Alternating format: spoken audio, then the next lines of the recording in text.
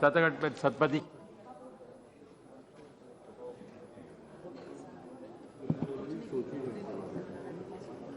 Sir, thank you. Next Monday, 7th of August, is a day when the farmers in Orissa and in other parts of India pray to the bullock, the bell. They put abhir on the head of the bullock, put flowers and feed them well. This is a culture of India. At the same time, many across the world say a steak rare is indeed sumptuous and filling as fare. I will come to this later and talk about what our Honorable MOS for Home, Shri Kiren Rijiju, had talked about food habits and how people should not infringe on other people's food habits because this is a vast country. And I fully support this minister because even in this, I endorse this minister because in this dark times, there still are a few voices, maybe staccato, maybe abrupt, but they are talking sense. Let us take hope because I believe this land is a blessed land. It is not a land where we will be permanent. With my feeble mind and my weak body, I have seen many powerful politicians come and they vanish. Many parties come to power. They think we will be here forever. And they boo the others. I remember past 2 Lok Sabhas when we were sitting here, like as usual, we are always sitting this side. And there were another bunch of people there booing the BJP, questioning them. Today they are being questioned. So it is all the same. They are here today, they'll be gone.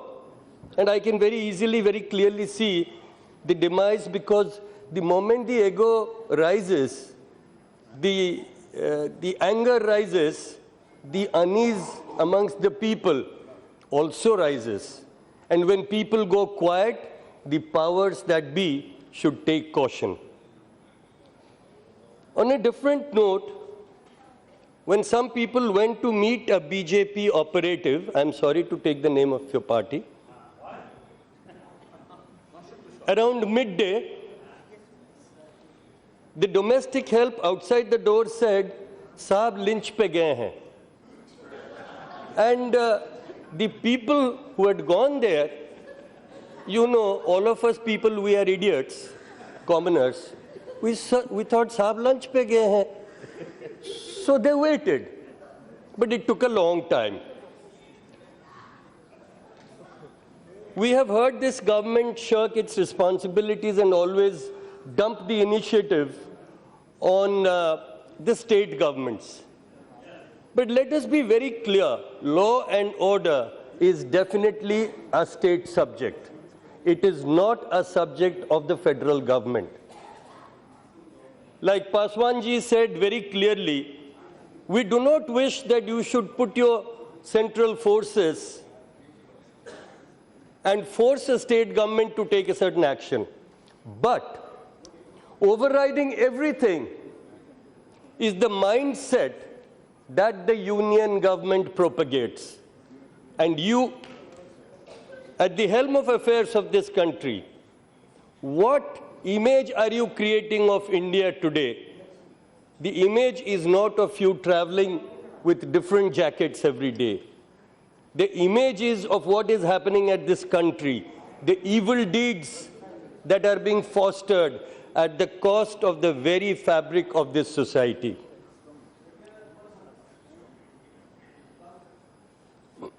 And here I would like to say, somehow, this is again, inshallah, God willing, most of these luncheon parties or lynching, whatever they are saying, it is a very serious thing and it hurts me even if one single individual Indian citizen is killed for no fault of his. One single citizen. I am not a cold-blooded person. who will say that if 150 people died because they had to stand in the queue in front of ATMs and banks, it's a small price to pay for the whole country. Every single individual Indian is precious for all of us sitting in this house. If we do not consider her or him precious, we are all criminals. The Gaurakshaka running around in the countryside are probably not aware that most of the cows in India today are actually Jersey cows. They are not their mothers. If they are unable to recognize their true mothers, because I know my mother, and I know my father also. If we are unable to recognize our own mothers, it's a very sad thing. And like my colleague speaks in a North Indian language, Hindi. There was some Hindi song which said, "Na Hindu banunga, na Musalman banunga, insan ka aulad hoon, insan banunga." I want to be a human being. Let us not actively help to make this country, to turn it from a democracy into a mobocracy. Nobody is denying that the cow is an important economic animal and important economic tool for rural India. That is why in the centuries gone by, the cow was prayed to by the original Indians. And at the same time, nobody is bothered that our indigenous breeds are dying out. Let us get to the crux of the problem. We have heard, sir, many screaming and shouting here. What is the crux of the problem? Who sells the cows? Who sells the bullocks? It's the poor Hindu farmer. He doesn't sell it out of goodwill. A bullock in Orissa today, a couple, costs anything between 30 to 50,000 rupees. They take a loan from banks, from the Mahajans, to buy a pair of bullocks. A cow also has a similar cost. As long as a cow is milching and the bullock can till or plow, no farmer wants to give up that animal or those animals. We keep them as precious as precious as the rich people keep their jewels and their cars. It is, and I have never heard of any farmer in India who domesticates a bull. There might be some who domesticate a bull, but I have not heard of them. It is only when the animal gets older and is incapable of working that the poor Hindu farmer is compelled to sell the animals. Who buys it? It's an economic circle. It could be another Hindu, it could be another Muslim, it could be somebody who is part of the cycle and the animal is carried forward. Sometimes it comes to Uttar Pradesh where it is skinned, where it is killed, where it is butchered. Sometimes it goes to Bangladesh. Sometimes it is done even in certain states within India, like Uttar Pradesh and other places. Like all the tanneries in Kanpur. We all know of them. They are all dealing with cowhide. Now I notice that these buyers have actually stopped going to our villages. They are scared. They are not moving out because they know if they reach there and they buy the cows and bring them back, they will be slaughtered. So what is happening? Our farmers are unable to sell the useless animals. The economic cycle has been put to a stop. If they are not able to sell these, this would have been their seed money to get another loan. They are unable to get a loan to get another pair of bullocks. So you have actually damaged the rural economy. And you have stopped a cycle. So what has happened is that by this lynching process, you have started a movement where you will eventually kill the farmer, the Hindu farmer. In your overdrive of being anti some minority, you are killing the majority. If a farmer keeps an animal which is useless, that animal eats dana, feed of minimum 100 rupees a day. And I've talked to my farmers. Apart from that, an old animal, you have to spend anything between 300 to 700 rupees for medication, to get the vet, to feed him medicine or inject medicines. So it's anything between 3,000 to 3,500 rupees per animal, per month for this poor farmer. So do you expect a farmer can hold on to this kind of an economic burden? We are not talking of that. Nobody I heard discussed about that, about the poor Hindu farmer who's toiling, who's working hard to survive. You talk about keeping tanks in an university. Like some young lady said, why don't you keep a tractor in front of the Gandhi statue here and get some bullocks and tie it here? Let each of us MPs take care of 2 pairs of old bullocks. Do that. Let us see. I have been telling people in my village, in my constituency villages, that when this kind of a situation arises, go to the BJP activist in your village and say that now you take care of my bullocks, now you take care of my cows, I'm going to tie it in front of your house. And people are unwilling to build goshalas. They are talking of some 5 goshalas in this whole country. In this vast, huge subcontinent, 5 goshalas. So, and what's happening to the cows in the appealats? No, because they are accepting your suggestion. You are accepting his suggestion of keeping bullocks. Please. All of us stand together to reiterate Article 48 of the Constitution, which clearly says, the state shall endeavor to organize agriculture and animal husbandry on modern and scientific lines and shall, in particular, take steps for preserving and improving breeds and prohibiting the slaughter of cows and calves and other milch and draft cattle. But let us acknowledge that our love for the cow is being misconstrued and twisted to unleash terror on unsuspecting Indians. This is an organized attempt at disruption and distraction from real problems that India faces today. That means, sir, the system, the powers that be, want this House to do exactly what we are doing today.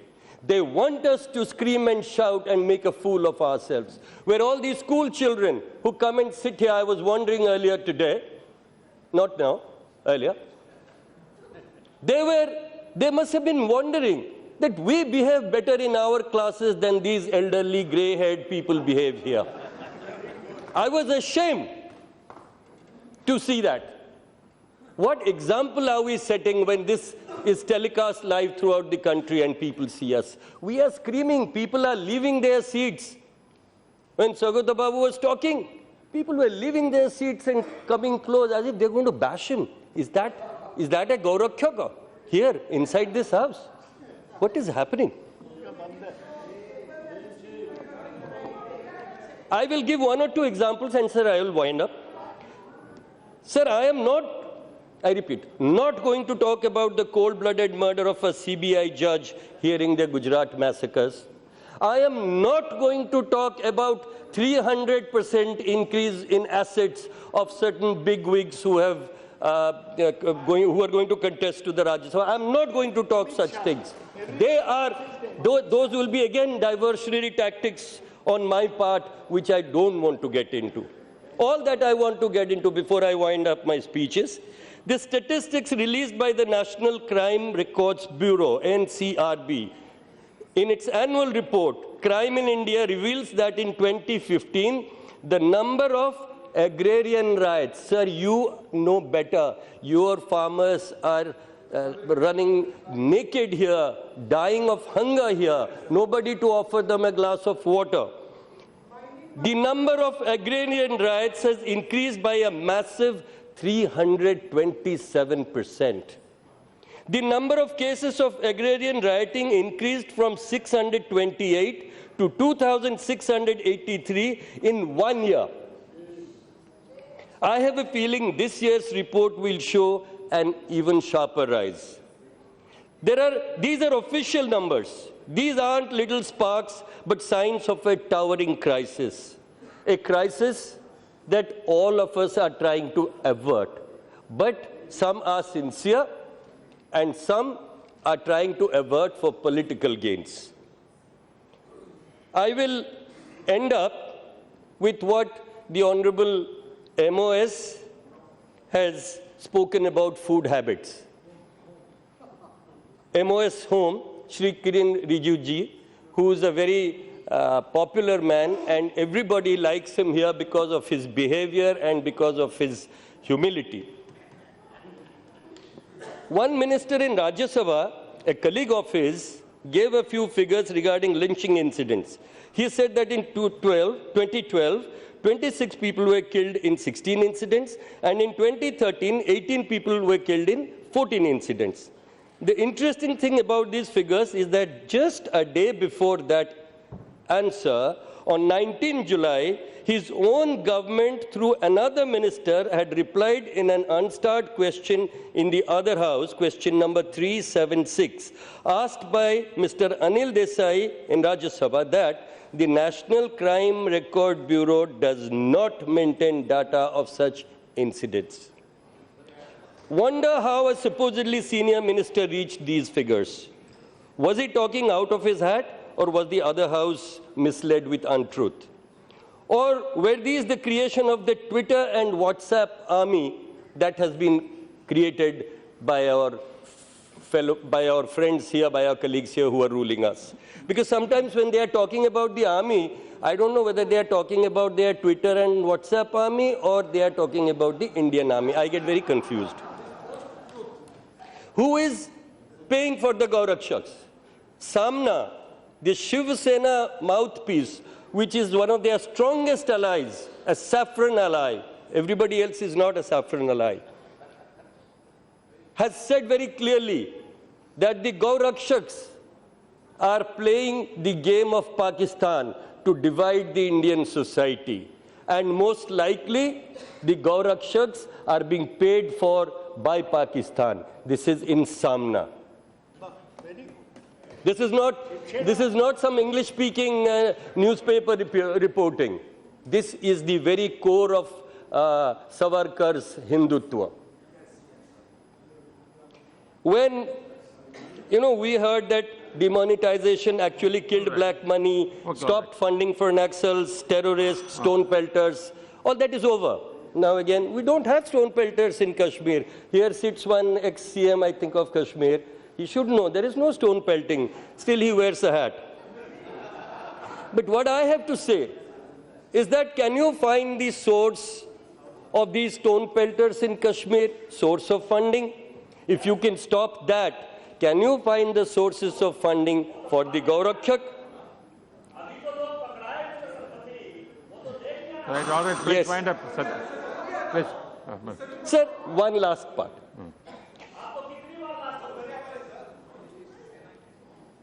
Sir,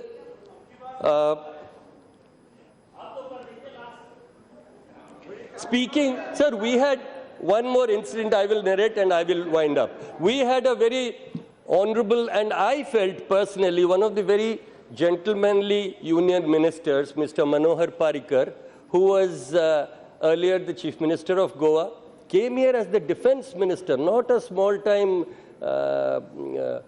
state minister or ordinary cabinet minister, but the defense minister of the cabinet, of the union. And I could visually see the gentleman very disturbed whenever he was sitting here. And eventually, I was amazed to notice that he in reality went back to a state called Goa, where his party did not even win a clear majority, stayed back as a chief minister without a clear majority to a state like Goa. And I started pondering, why would he do that? What political sense would make a man give up such a post and go there? He used to sit on the front row. Then I realized that the man is a gentleman. Does that speak enough? It does. Because he is one person, as the Chief Minister of Goa, he has said, if need be, I will import beef from neighboring states of Karnataka and Maharashtra to feed my people. Feeding his people, his subjects, is the most important aspect of any ruler, any king, any democratically ruled ruler. And similarly, when Mr. Kiren Rijiju, replying to a gentleman, I do not know why somebody did not migrate to Pakistan and stayed here to attack your food habits, when Mr. Kiren Rijiju said that you must not equate the Northeast with your Haryana or your Bihar or your UP. I fully endorse the views of Mr. Rijiju. He is a man who has the guts, and I am not talking something which is not to be used, because you know, nowadays, those who do propaganda for your party, they have gained a bad word as their name, which I... Right. Please, no. उपाध्यक्ष महोदय